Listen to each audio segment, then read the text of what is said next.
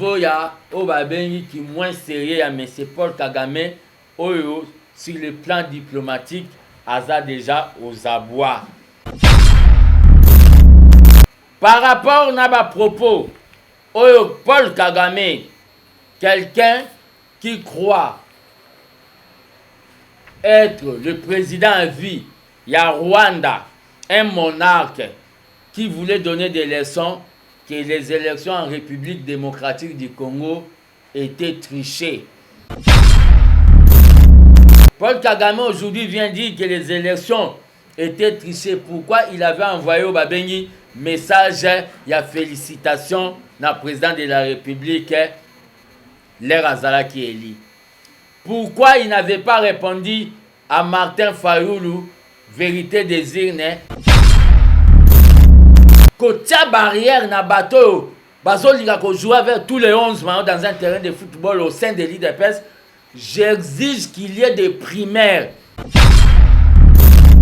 Pourquoi il a eu à recevoir le président de la République qui n'avait pas gagné les élections selon sa petite tête? Très chers amis de la presse de la liberté, bonjour. Nous savons tous que notre pays, Bissonia Sotoyebi, que RDC Congo, Tozana Babengi, guerre d'agression par ma voisin Abisso, où est Rwanda, na Uganda. Uganda pe aza impliqué dans la guerre d'agression wana. Au bazo commandité ba terroriste, il y a force, s'il vous plaît. Ba terroriste, il y a force, il y a un 23 dans le territoire na biso.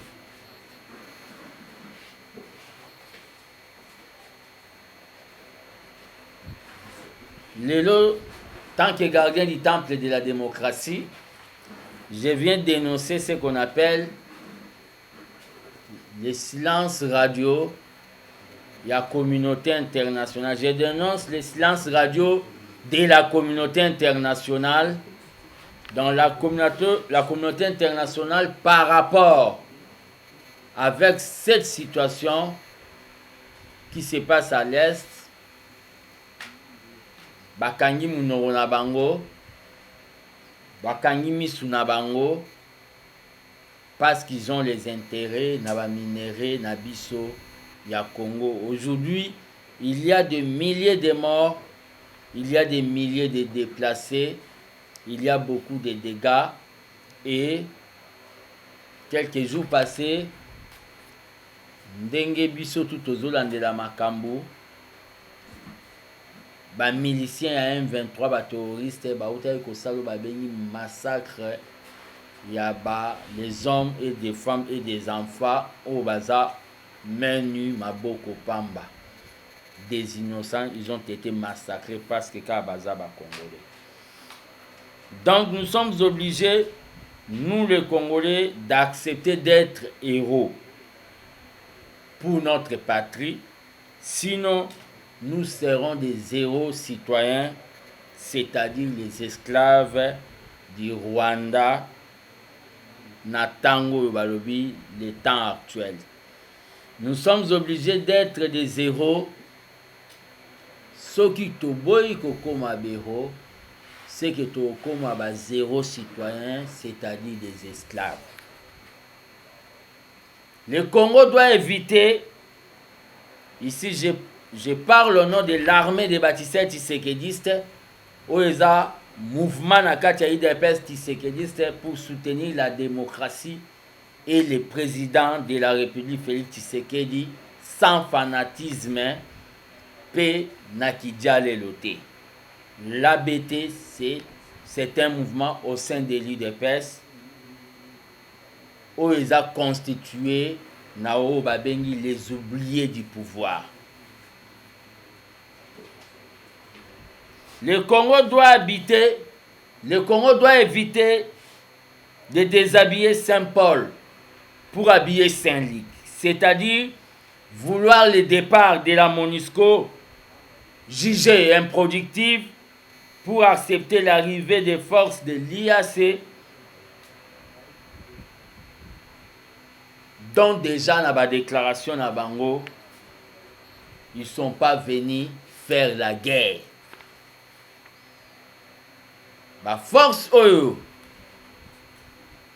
il y a IAC, la déclaration à Bango dès le début, pour un analyste politique, il faut ça la guerre. Il faut ça les locaux Bango bazobenga une zone tampon.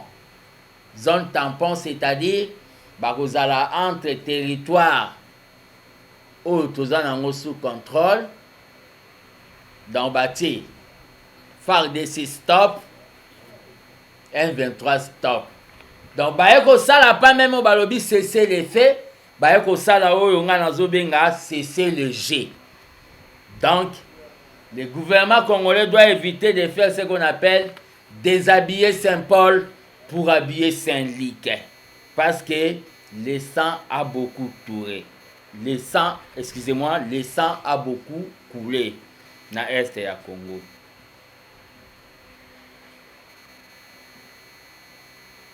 Je profite de cette occasion, tant que gardien du temple de la démocratie, je ne sais pas si les politiciens congolais, quel genre de politique, ce qui va politique, c'est critiquer la personne de M. Félix Tshisekedi, ou bien la politique, il y a l'état de la nation.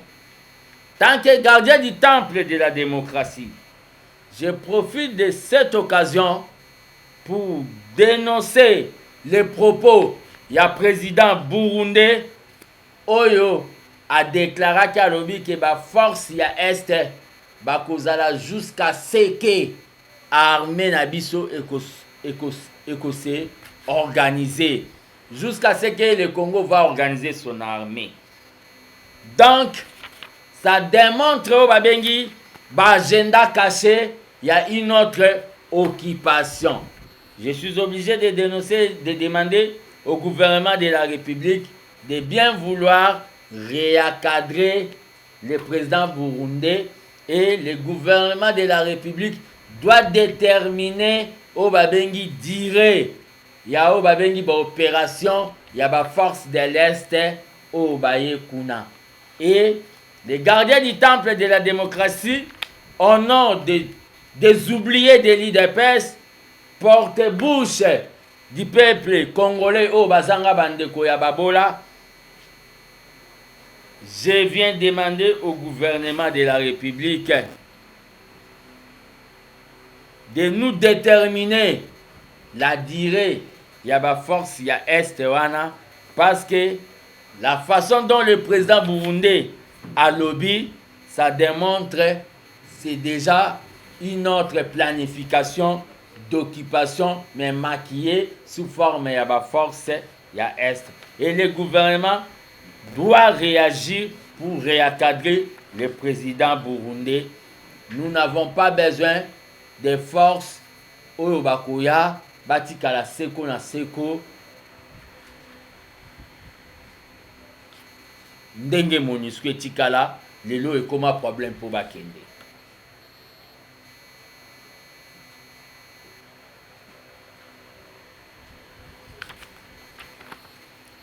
Le Congo a besoin ya babengi une force d'intervention rapide, non au babengi ba littérature l'académie militaire ndenge commandant ya opération commandant général Kenya wana azosela biso ke ba littérature mogobo. Nous avons besoin au babengi des guerriers, au babengi une force d'intervention rapide. Je ne sais pas, aller vérifier na o babengi top 10 ya ba armée. Je ne crois pas que Boromona, Kenya, parmi les 10 premières armées Afrique. Donc, c'est à vérifier. Donc, nous demandons au gouvernement de bien définir et d'éclaircir Makambu, où ils ont par rapport à Oyo, Ces propos engagent l'armée des bâtisseurs, m'engagent comme un citoyen congolais, un jeune patriote de la République démocratique du Congo. Par rapport à la francophonie, vu la complicité de la France,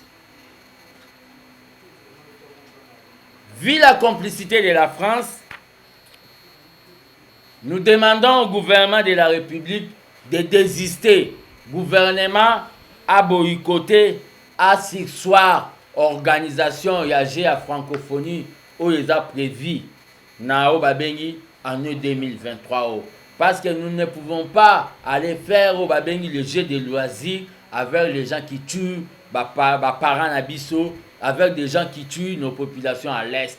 Le gouvernement doit s'asseoir le jeu de francophonie parce que on ne peut pas jouer avec des assassins dans un même terrain de football. C'est pour cela,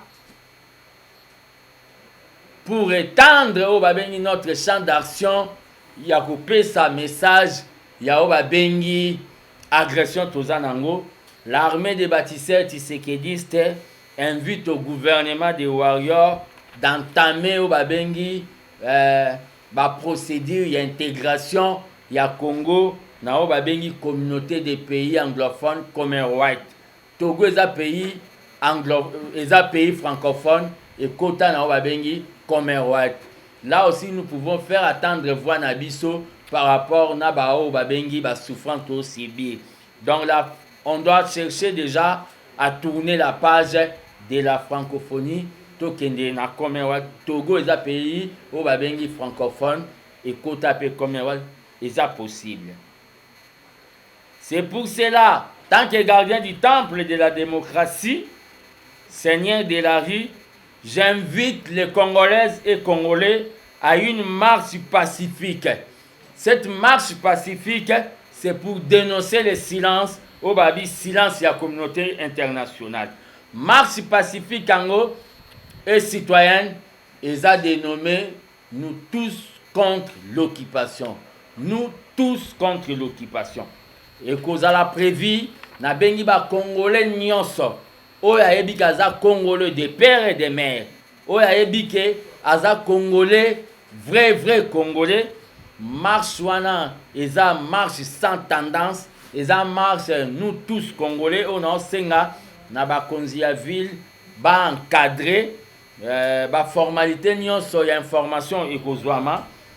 Nous allons commencer la marche à partir à Palais du Peuple, ti point de chute nabiso et kozala o babengi na siège ya Nations Unies.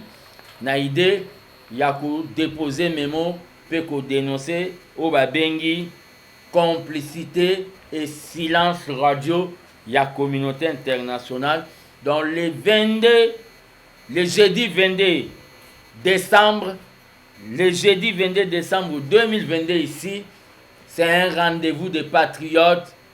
La marche, nous tous, contre l'agression. Je vous lance déjà l'invitation.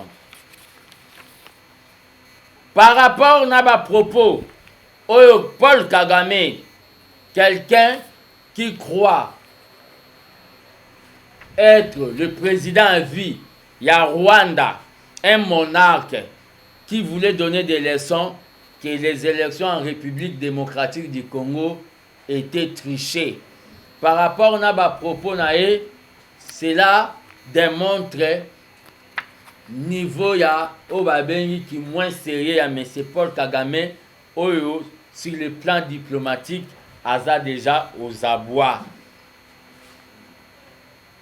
Il a tenu des propos pour dire qu'il y a eu tricherie et ce qui se passe à l'Est, Naoyo Babengi, Ezali, orchestré, commandité par le président de la République pour Asalo Babengi glissement. C'est du mensonge. Paul Kagame aujourd'hui vient dire que les élections étaient trichées. Pourquoi il avait envoyé au Babengi message, il y a félicitations au président de la République, l'ère Azalaki Eli. Pourquoi il n'avait pas répondu à Martin Fayoulou, vérité des urnes, l'ère Asenga qui est secours par rapport à Obabengi, l'élection de Nesukaka. Il a même invité le président de la République, Yako Kende. Pourquoi il a eu à recevoir le président de la République qui n'avait pas gagné les élections selon sa petite tête, pourquoi il a les recevoir à maintes reprises? À propos de Paul Kagame, c'est tout simplement pour déstabiliser l'unité entre les Congolais. Vous verrez des faibles d'esprit vont passer dans vos médias pour dire Paul Kagame aussi a à dire. Tout celui qui va dire ces propos, sachez très bien, ce n'est pas un nationaliste, c'est quelqu'un au Babengi, un sentimentaliste, un collabo vis-à-vis tout près de la République à Rwanda. Donc à propos de Paul Kagame, devant, entre guillemets, Assemblée nationale, on a un comité central d'un parti État, et ça à propos. D'abord, c'est un dictateur qui ne pense jamais qu'il va quitter le pouvoir. Il n'a pas de leçons à nous donner. Que les faibles ne récupèrent ça, parce que ça va récupérer en Obagobima, Banamike, na Obabengi politique à Congo. Par rapport à notre Obabengi, mon parti l'IDPS. Par rapport à l'IDPS, nous avons tous entendu publication ya Obabengi calendrier électoral. C'est pour cela que je profite de cette occasion pour lancer un message à tous les combattants en l'UDPS, particulièrement à M. Augustin Kabouya qui gère la gestion quotidienne du parti. Nous disons que nous sommes un parti démocratique. C'est que nous devons démontrer aux gens que nous sommes un parti démocratique. Il faut tout la Kisayango. C'est-à-dire, l'armée des bâtisseurs tshisekidistes demande, propose, exige qu'il y ait des primaires au sein du parti UDPS pour Naobabengi le choix. Il y a des députés municipaux, des conseillers municipaux, des députés provinciaux, puis des députés nationaux. Nous n'allons pas accepter qu'on nous amène ce qu'on appelle des candidats députés importés. Des candidats députés, yaka okokoma candidat, tokolingate, tomona, bakuya, bato bayebi ima parti te, baya kobima, candidat député na liste ya IDPS. Il faut tout ça là, babengi na nous, compétition na kati ya IDPS, o babengaka primaire, oya ozamakasi, yenda ko représenter UDPS avec confiance à bas combattants. Donc je demande, on doit faire preuve de la démocratie au Tshisekedi enseignant biso. Par rapport à la nomination, il y a un mandataire, puis il y a un bourgmestre, et ça l'a mis déjà, mais selon la vision du père Etienne Tshisekedi, les choses devaient se faire dans une commission des ambitions. Ça ne doit pas se faire comme M. Kabouya est en train de le faire dans son salon avec bateau Misusu, de nouveaux venus, de nouveaux riches. Diomoro, il y a trio, il y a 4 personnes. Bazo ça la choix à Batou pour aller représenter l'UDPS. Ça vraiment, nous sommes obligés de les dénoncer, aller représenter l'UDPS. Je regrette au effort, le Parlement debout, Oyo, pendant 365 jours, des années, Batelema, pour éveiller la population, va se retrouver dans Wabengi, pouvoir Nabiso, Peba la considérer, ndenge na mesana koloba neti ba brouette, c'est-à-dire, Ememi Mabanga, etongi immeuble, Bakabuya Bakoti, ba nouveau riche Bakoti, brouette etikali libanda, ezo polambola. C'est pour cela, je demande les combattants à l'unité pour sauver ce qu'on appelle notre très cher parti, l'IDPS, Oezao Bengi, otage, il y a une oligarchie, c'est-à-dire un groupe des individus, ou peut-être na CV à combat, basalape, grand chose, balitape, neti ba parlementaire débouté, bangonde bazo régner. Et les parlementaires debout, partout, bazali au devant, c'est à constater, sans porter des lunettes, batika likako balobaka, poussière, pendant les pouvoirs égale avant les pouvoirs.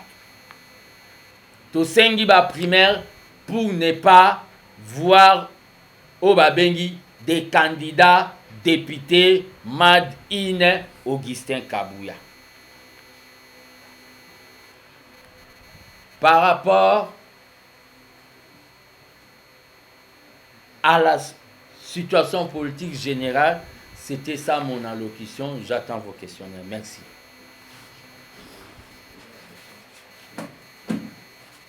Merci beaucoup les gardiens.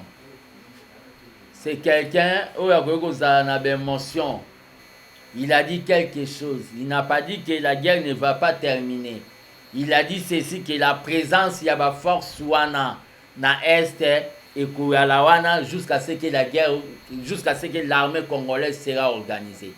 Donc cette présence-là sera là. Si notre armée n'est pas organisée, donc cette présence-là sera là jusqu'à ce que Yezoakoya. C'est un langage codé. Non, c'est un langage codé. C'est pour cela que nous sommes en train de demander, j'ai demandé au gouvernement de bien vouloir nous déterminer au Babengi la durée, il y a au Babengi présence, il y a la force wana, sinon ça sera jugé d'une autre occupation.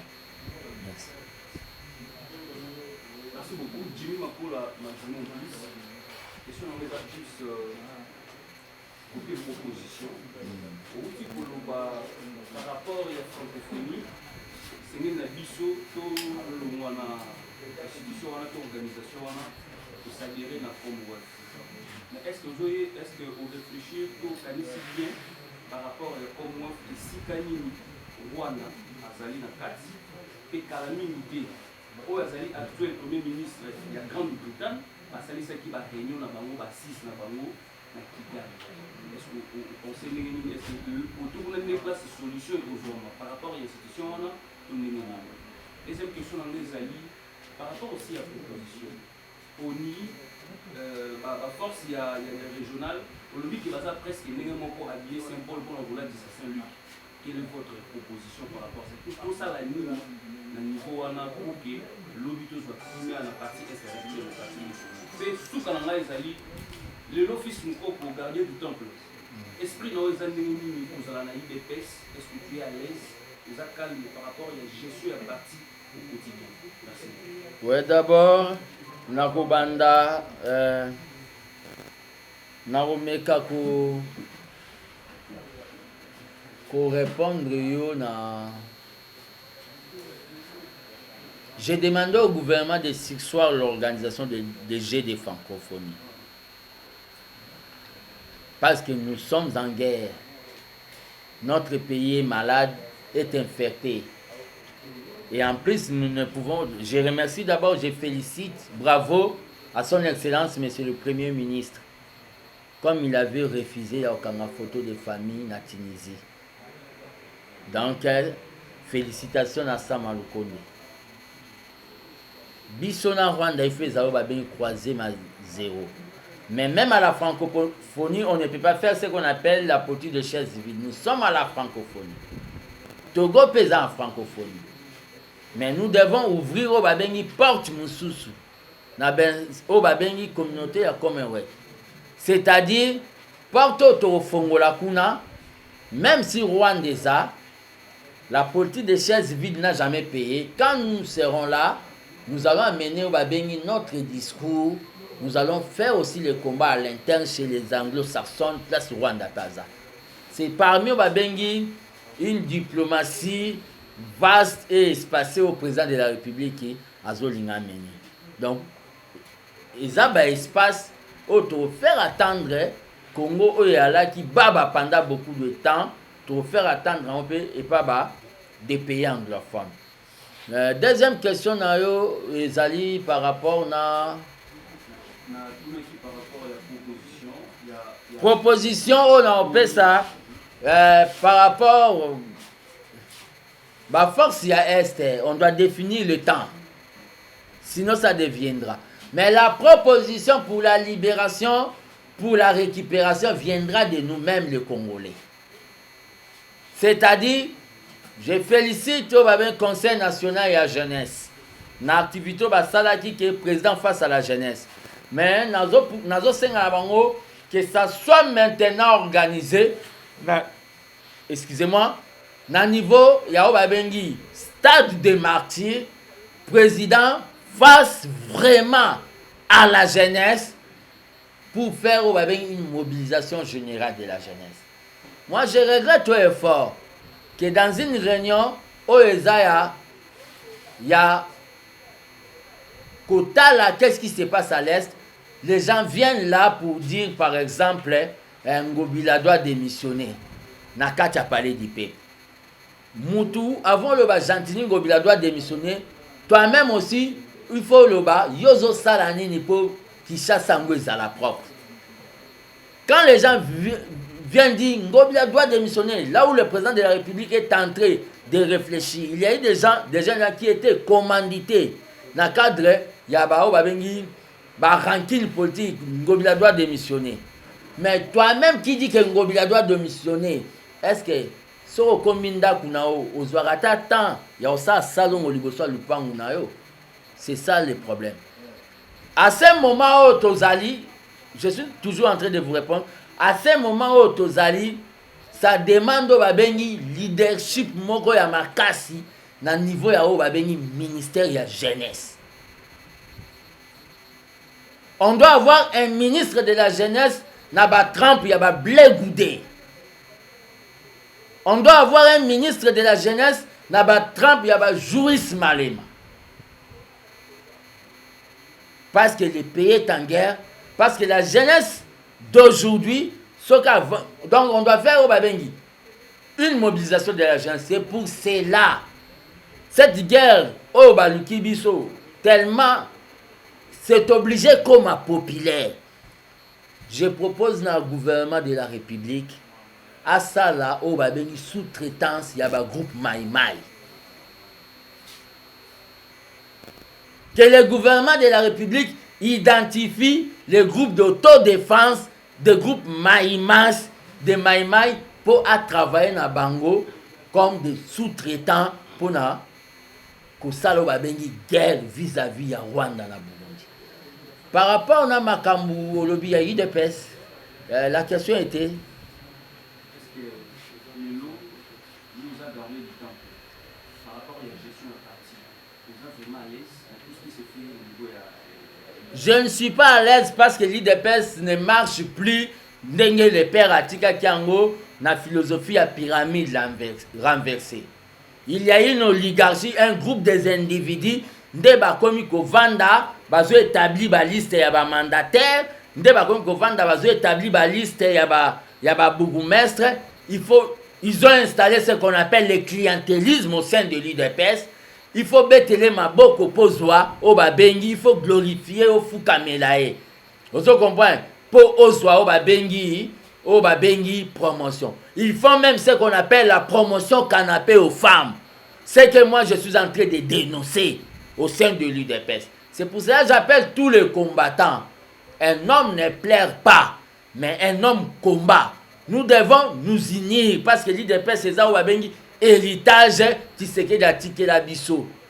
Parmi nous tous les héritiers, ni même le président de la République, Akoriko Bima Gourma, n'a pas pouvoir y a le peuple d'abord. Dans le combattant, nous devons nous unir pour renverser l'oligarchie, ou un nouveau riche, pour zongi sa pyramide renversée, au bas à Rosala Mikonzi, ba cadre Baozanasi.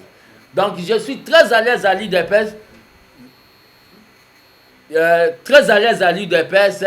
C'est pour cela aussi, pour déjà que barrière na bateau, bazolika ko jouer avec tous les 11 maillots dans un terrain de football au sein de l'IDPS, j'exige qu'il y ait des primaires pour la la choix ya ba député au sein de l'UDPS. Carmela.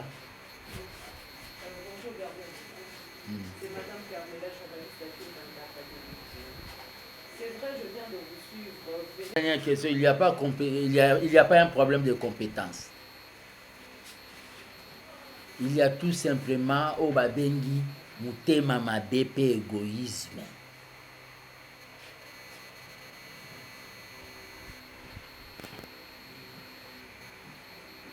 prendre quelqu'un qui n'est pas de l'IDPS, tout ce que au dicté, le colayaye, que ça la net coup des mains, que ça la net emploi, tout ce qu'on dicté, il y a koyoka.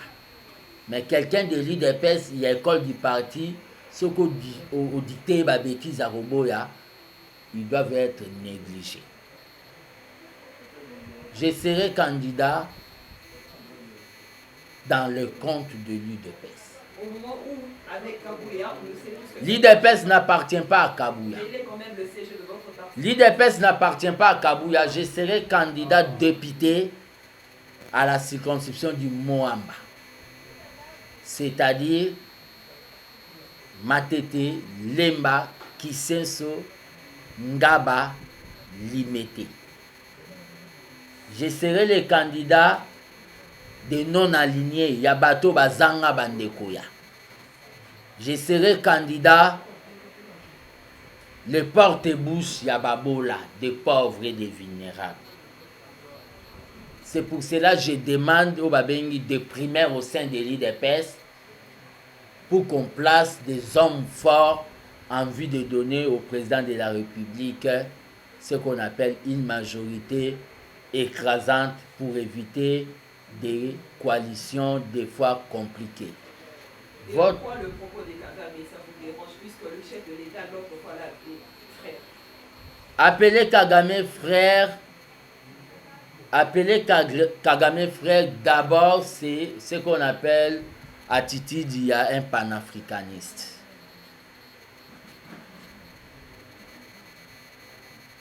Même si votre frère est Koulouna, mais il restera toujours votre frère.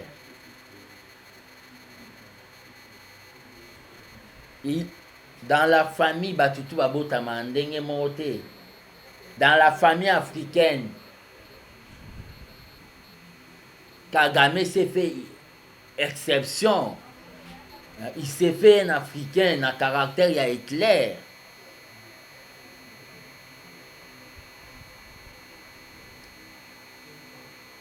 On l'a appelé frère, mais il nous a trahis, nous, ses frères africains, à cause Yaoba Bengi, Kulinga, richesse Nabiso. Il s'est fait Jida. Il s'est fait Obabengi, un envoyé, Yaba impérialiste, dans le but, Yakoyaka, pour exploiter les minéraux Nabiso, dans le réseau mafieux. Mais ça finira un jour. Une autre question? Je tiens à vous remercier d'avoir répondu à mon invitation. Nous devons accepter d'être héros pour ne pas être des mains des héros citoyens. Je dis, je vous remercie. Merci.